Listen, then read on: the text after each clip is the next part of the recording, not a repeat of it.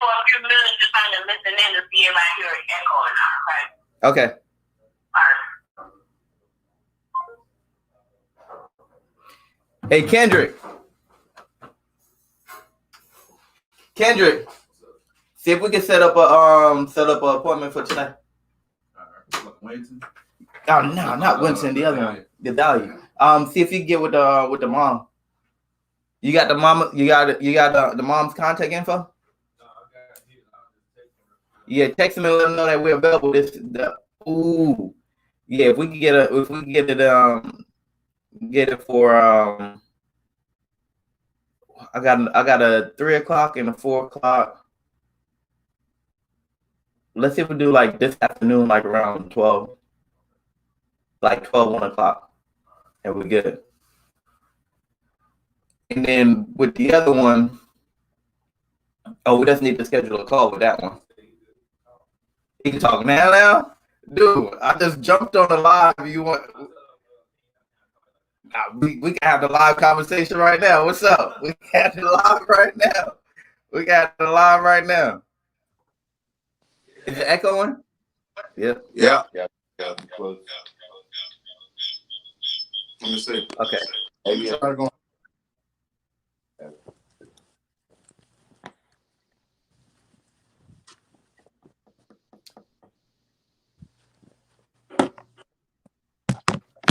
All right, what about now? Rich, you're good. Germaine? Yep, I'm here. Okay, we straight.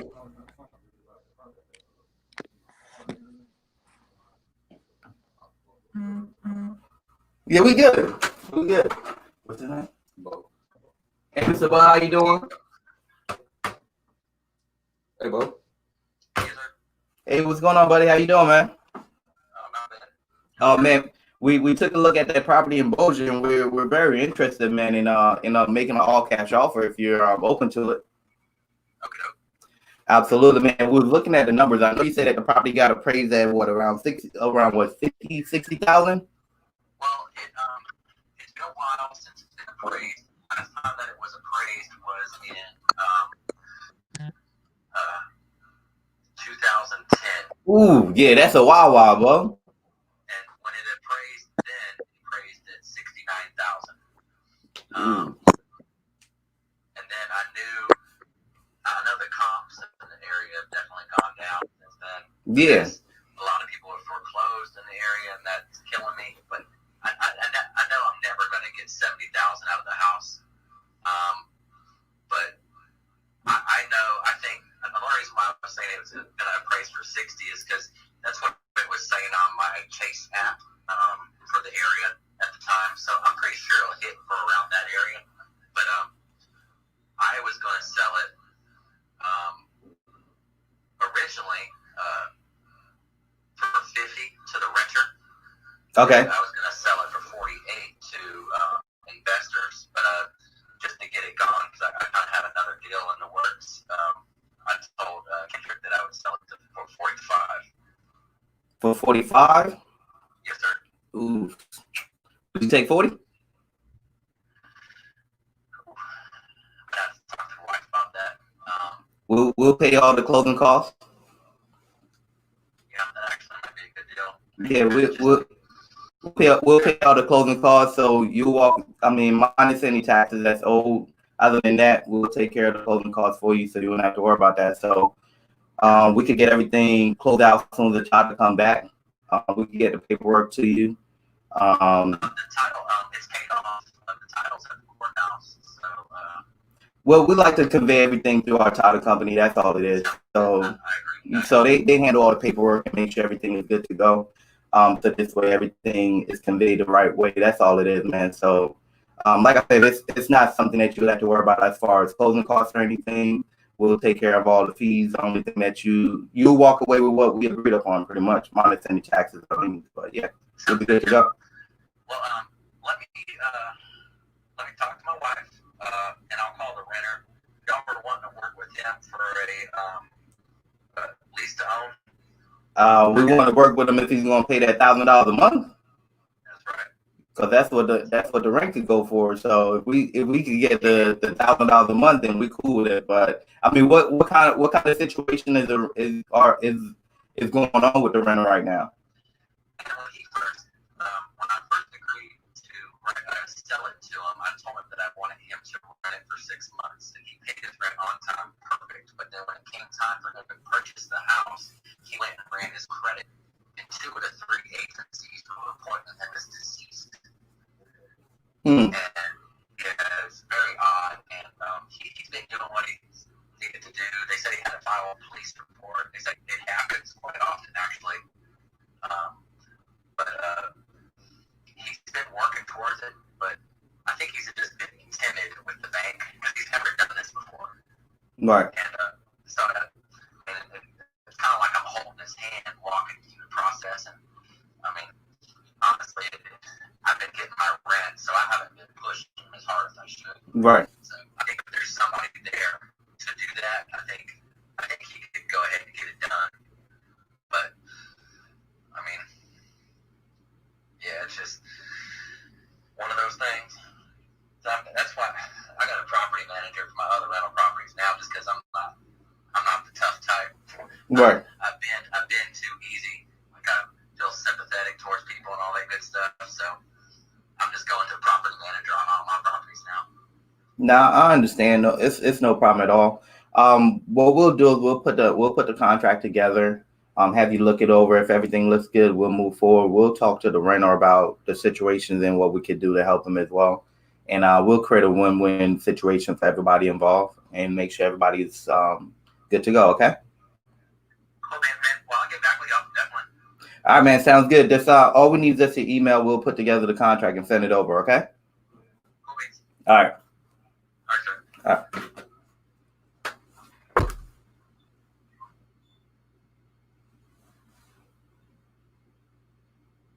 That was good. Not good. Okay. All right. Here we go. Y'all ready? I still hear an echo. Is that you, Germaine?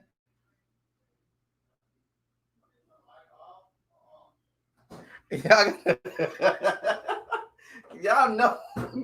Y'all need some headphones, man.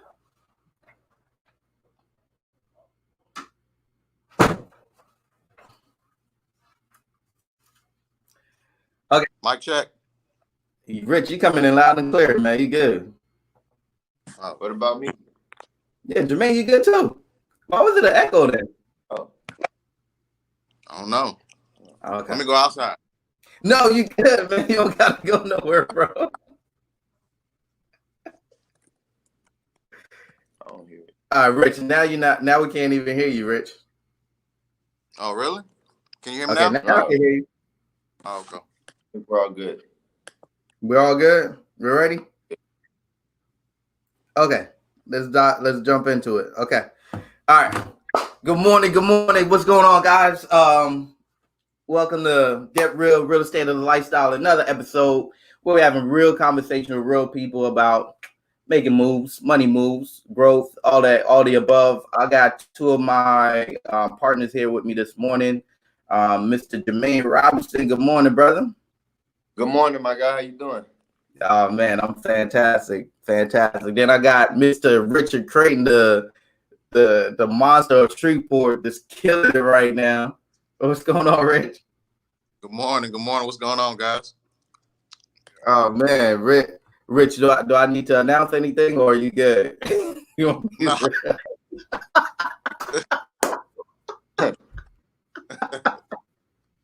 All right. So guys, what we're gonna be talking about this morning, we're gonna be talking about real estate all together as far as what we have going. We're gonna be talking about JVing some deals. We're gonna be analyzing some deals. This is really gonna be for that newer guy or girl that's venturing off in the real estate space and really trying to get their feet wet. Trying to understand the game as far as what they need to do. What are some of the steps that they need to take to get their real estate business going, and how do they stay consistent when it comes to finding deals and doing deals? Make sense? Perfect. Yep. Awesome, awesome. So what we'll do is we'll start with you, Jermaine. As far as for you, man, how long have you been in the real estate space right now? I'm saying I'm approaching a year and a half. Year and a half. Yes. Okay. Currently in Okay. the field. Good stuff. Good stuff. And I know, Jermaine. Since you started, we've done majority of the deals that we've done been JV deals. To be honest, right? That's very true. That's crazy, crazy. Definitely closed Um, details. Yeah, man, we've done quite a bit of deals together, man. And what you would say would be some of your challenges that you had when you first started in real estate?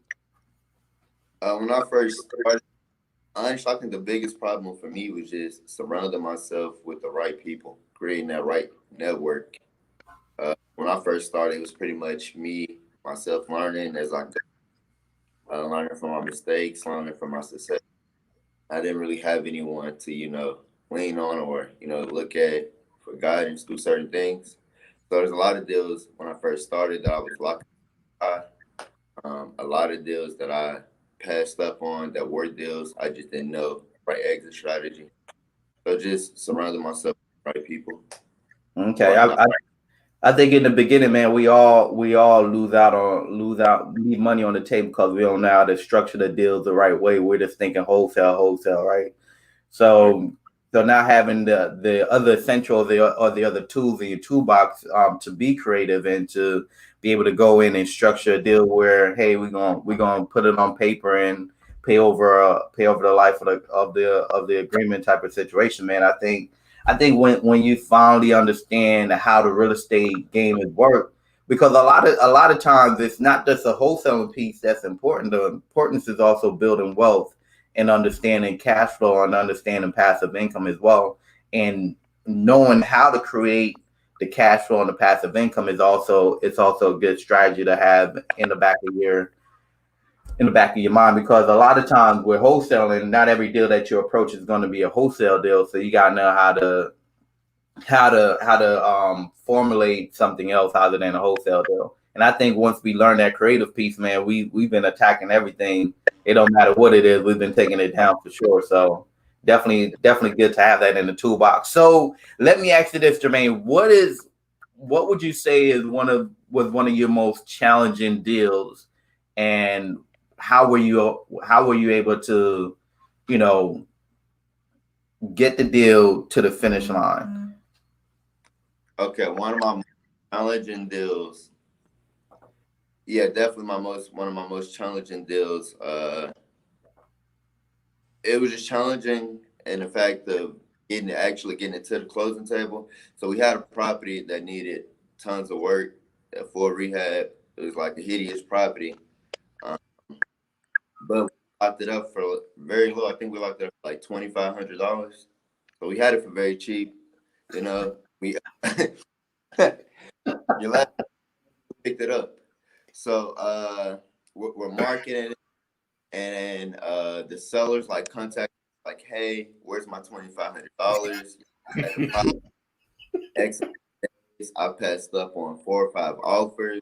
Uh, I'm gonna take you to court, and I'm like, Right. what? I'm like, what are we gonna do? So we marketed. We found the buyer, and we didn't know, the right paperwork and stuff. We were still new to closing deals. We didn't know that the end buyer could actually overnight the closing documents back to the title company, right? So me and my guy who I JV to deal with, uh, the title company calls us and like, hey, the title work is back. We can close it Wednesday. I think it was like Tuesday when they called us. So we called the end buyer. He's like, man, I got a million things going out here in Houston. There's no way I can come out. Uh, y'all are gonna have to bring it to me pretty much. When he tells us this, it's like 7 o'clock p.m. Right? So we gas up my guy's Nissan and we drive all the way to Houston. We made it to Houston around like 2 o'clock that morning, and I then remember that deal. then we made a turnaround trip and we came right back.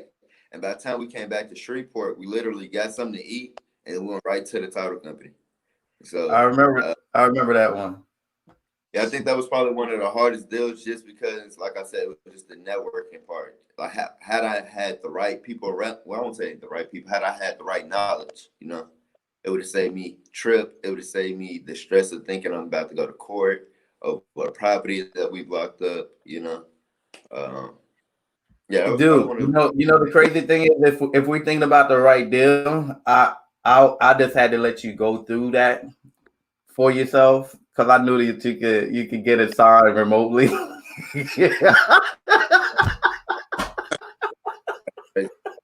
You know what deal I'm talking about? I know what deal you're talking The guy's about, bro. a real good buyer. Yep, Good dude. I knew that you could get the paperwork signed remotely, man. But you were so gun ho on. I'm about to go to Houston. I'm about to do this. What else made it so hard is at the time I didn't even have a car. So like I'm like looking for a ride. I'm like, yo, I have to get this ride to Houston. I'm about to miss out on my money.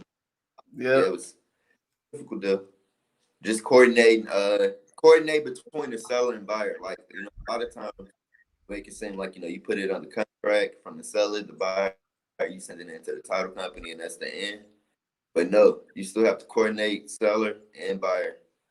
You still got to keep everybody involved. Absolutely, man. Absolutely.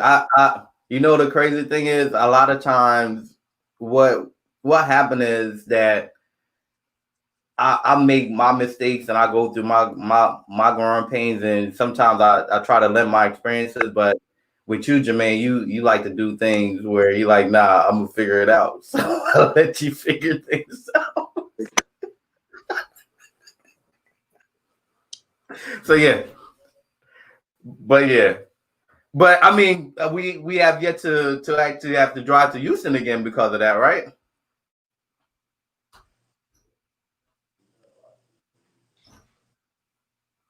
His mic's off. Yeah, Germaine, you're cutting off, bro. The mics is off. Okay, so moving forward, I think we need to get some headphones and just plug up some headphones, and we good to go. I'll order them. Mm-hmm. That's cool. Yep. Cause I can't hear nobody no more. Rich, what about you, man? How long? I can hear you, Rich. How long you been in real estate, man? A little over. Let me see. A little over a year and some months. Yeah, about a year and a half, close to it. And as far as your experience when you first started in real estate, what were some of your challenges? Just starting off, I really didn't understand the full scope of everything, but luckily, I linked up with you and you kind of like coached me through everything, but it was still as far as figuring out, numbers and the differences between how to estimate the value of rental as opposed to flip. And just building that, like Germaine was saying, like building that network of other investors and other buyers that would help facilitate the whole process. So it was a lot to take in at first, but once the pieces started coming together, a lot of it started to make sense. And then, if you do business with, one person, then, word gets around, and that's how you kind of build your network that way. So, just starting out, it was kind of hard because everything was brand new. But luckily, like I said, luckily I was able to branch out and connect with you, and you kind of showed me the ropes. So we just kind of hit the ground running. I think we put my first deal together within like 3 weeks of of me meeting you. That deal we had on Voss Street, and then we had like a little bidding war. So that was a unique experience for sure. Yeah, that definitely was a unique experience, and I think one of the things that one of the things that I realized is that you know when it comes to people, because a lot of times when I tell people like, hey, because people reach out to me all the time like, oh, can you coach me? Can you mentor me? Blah blah blah. And I always give them the same thing. I always say, look, I don't hold nobody's hands. If you can keep up and follow me, right? If you have any questions to help you as well, we can make it together. And you two are a prime example as far as how just keeping up with me and being able to put your head down and really show up every day. Like I show up every day. How this team that we brought together been so successful because we don't look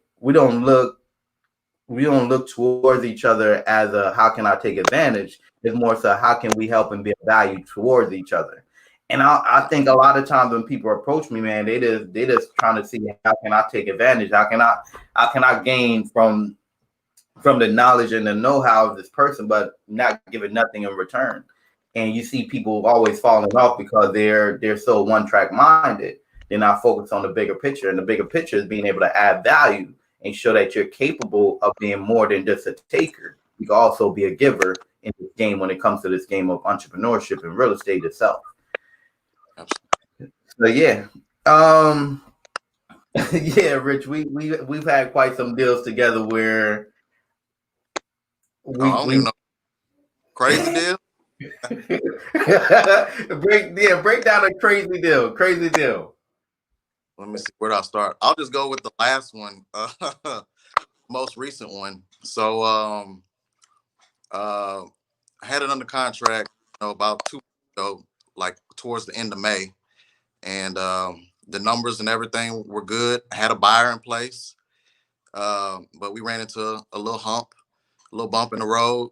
The seller had a friend of hers go clean the property, right? So I'm thinking it's gonna take her maybe a week to get the property clean and get all the stuff out or whatever. The lady decides to live in the property and she squats in the property. So this is an ongoing issue moving forward. And it delayed the closing, of that house, and I had to get an extension from both the seller and my buyer, which my buyer was on board, but he just didn't want to close on the property until the property was vacated. So I had to get creative and try to figure out a way to appease all parties, including the lady that was squatting, because her relationship with the seller was a little bit strained. So there was no communication going on. So I offered to relocate her temporarily. I offered to put her stuff in storage temporarily. And I thought we had an agreement. I went and got a U-Haul, tried to, help get everything started. And then she hit me with, I need more than that. I need a little bit more than that. So I'm like, had to go back to the drawing board, like, nah, because I was already going to be out of pocket, a few $100 trying to help her, which, I have a kind heart, so I don't mind helping people, especially if I can help the seller, I can help this person that's going through this situation, and I can help my buyer, then it's a win-win for all. Because one thing you got to remember, these are people that we're dealing with. These are not chess pieces. These are not just checkers. These are actual real people. So take that into account. It's not just about making the money. It's also about solving the problem. So that was my angle, to try to solve the problem. She kind of tried to take advantage of me, and I wasn't going to let that happen. So, like I said, a double back, go to the drawing board, and we ended up having to go through the eviction process, and that got done. She moved off the property. Next thing you know, I got a closing date. I'm all happy. I'm smiling from ear to ear, about to get a nice little check. And then, my buyer goes to walk the property the day of, because I hadn't been over there since the marshals, put the stuff out. So it had been like 4 or 5 days since I've been over to the property. Well, he calls me like, hey man, the AC unit is missing. So I'm like, no, I did not know that. So I hop on the phone with the seller, and she tells me, yeah, I think that she came back and took the unit off the property, and so I was not privy to any of that. So I had to make a concession, to him to be able to close the deal. So I ended up losing an extra, $1,000 out of the deal, but ended up making it to the closing table. But all in all, it was a pretty roller coaster deal. Yeah, that was one of the craziest ones for sure. Hey man, like Flipman said, what's half of zero, right? Yep. So we got to make sure that we just stacking them up and make sure we stacking them. The goal is to be able to do anywhere from 20 to 30 deals a month, man. So it's all about everything counts. We got to bring everybody to the closing table. That's all it is. Um, so one of the things that I've also wanted to talk to you guys about is that we've actually been doing a lot of creative deals lately since COVID hit, right? So we've pivoted and shifted our business structure to where it's not just a wholesaling piece anymore, but more so now we're getting involved in doing more creative deals, subject twos on the finance. Um, and the great part about being here in Louisiana, man, is that you know it is one of those things where we're in a small city, and when you have the right rapport and the right relationship with these title companies, and they're able to facilitate the deals for you, everything goes a lot smoother when you have an investor friendly title company or a closing attorney that understands, and they're doing investing as well. So what are some of the experiences that you guys are dealing with when it comes to seeing your business? Have your business slowed down from COVID, or have it increased? Like, what would you say is the difference? I don't think it's slowed down. Actually, it's kind of picked up a lot. We've still been able to do multiple deals. The market is still on fire. Um, there's not a lot of flips available, but we're still doing a lot of good numbers in other areas. You got people going through different scenarios. So the creative side, there's a little bit more activity on the creative side. So we've kind of tapped into that. But all in all, interest rates are extremely low. So, investors and first time home buyers are taking advantage of that. So the market is flourishing right now.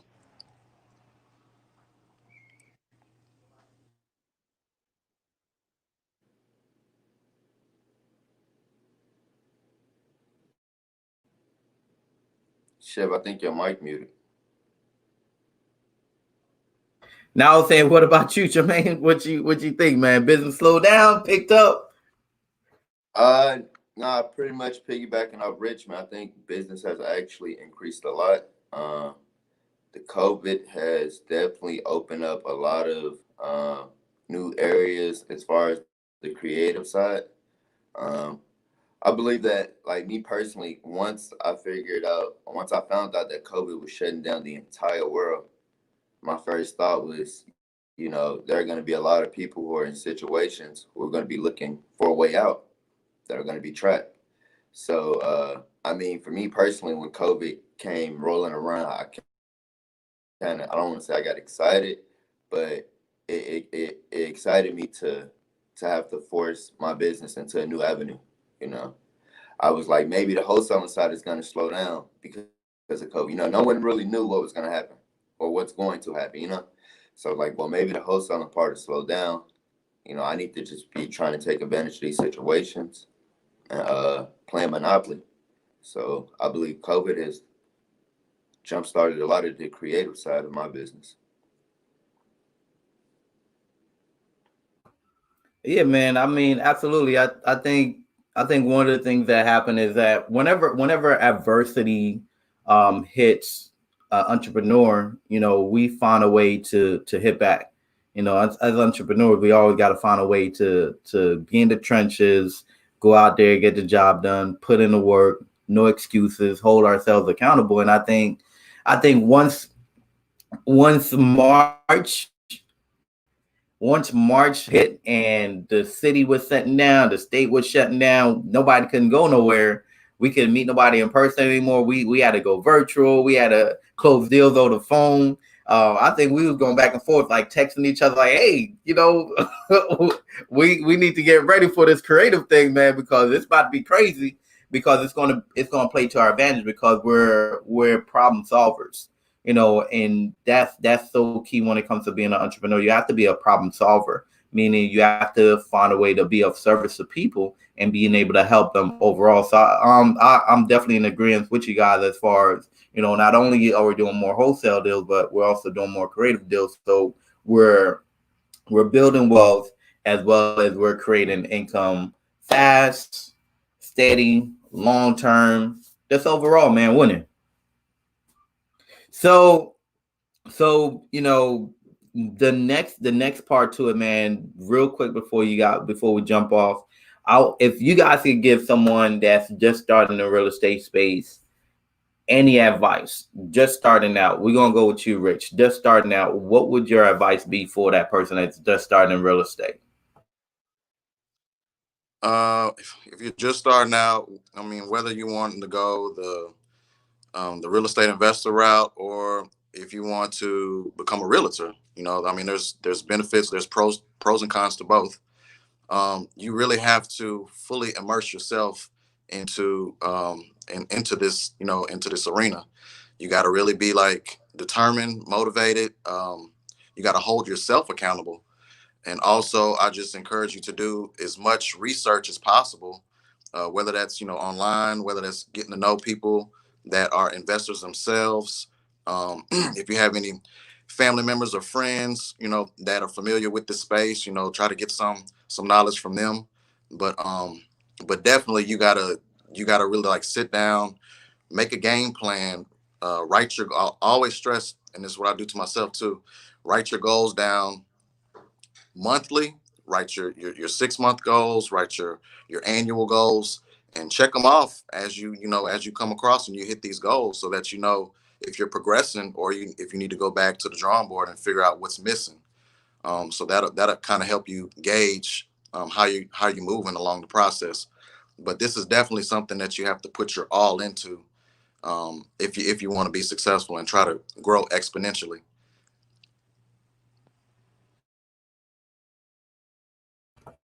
What about you, Jermaine?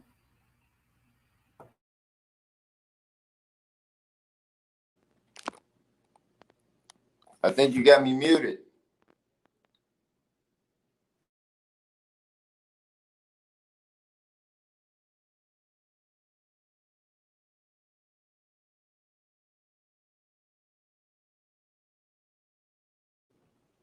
Oh, there we go. Can you hear me?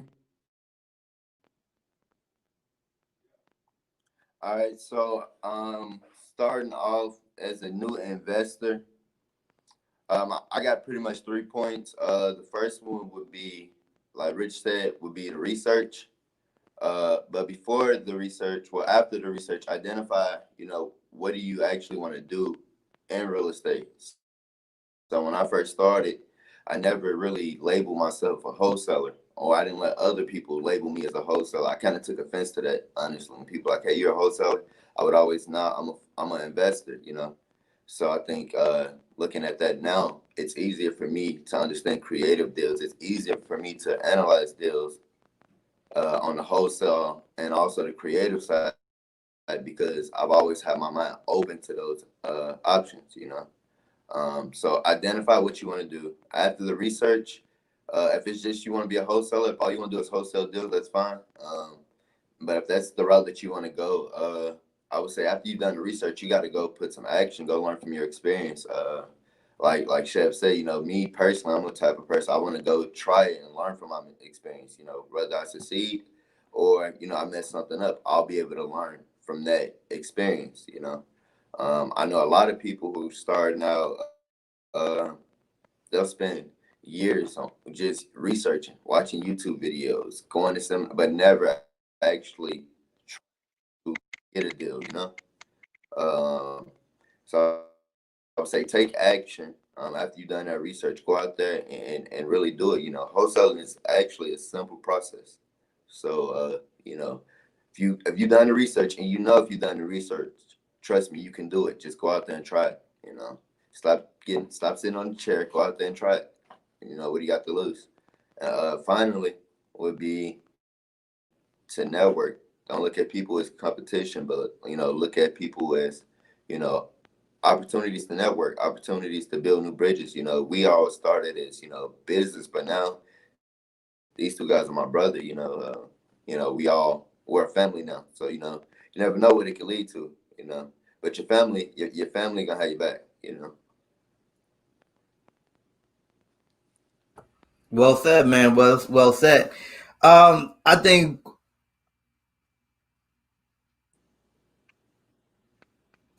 Germaine, you there? I think you muted. No, I'm not muted. Yeah.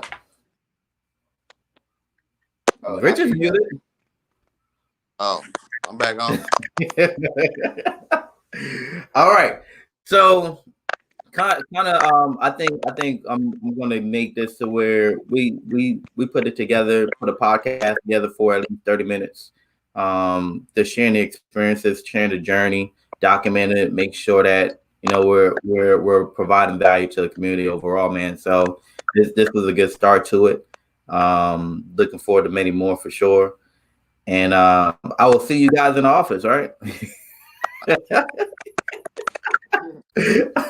But guys, I'm already here, bro. I'm already here.